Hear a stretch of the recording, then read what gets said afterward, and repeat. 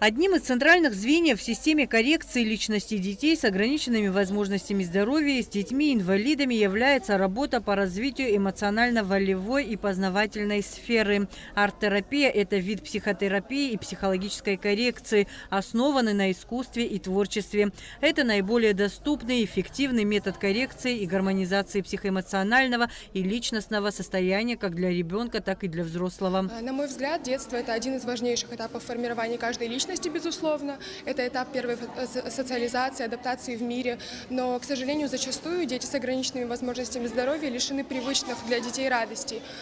Именно поэтому наш проект направлен на организацию культурно-развлекательных мероприятий для особых деток. Цель арт-терапии – не создать объект искусства, а работать с внутренним миром ребенка. Поэтому творческие навыки здесь не важны. Живопись и краски помогают восстановить психологическое состояние, привести в порядок свой ум и спокойствие. Детки чудесные, очень хорошие, все прекрасные.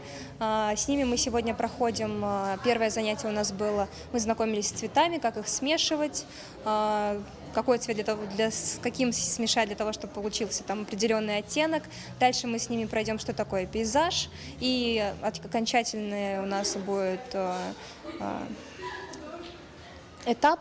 Это мы попробуем с ними нарисовать натюрморт. Изотропия – это эстетическая основа воспитания. Развивает образное мышление, способность чувствовать, эмоционально воспринимать окружающий мир. У меня хорошее сегодня настроение. Мы рисовали радугу, и сейчас рисуем морской пейзаж. А что тебе больше понравилось? То, что мы рисуем, морской пейзаж понравилось, и то, что я здесь. Волонтеры КБФ Ашана в рамках акции «Лето с Ашана» также планируют провести серию мероприятий для детей. Это поездка в дельфинарий, этнопарк и многое другое. Адица Сагария, Михаил Братухин, Абхазское телевидение.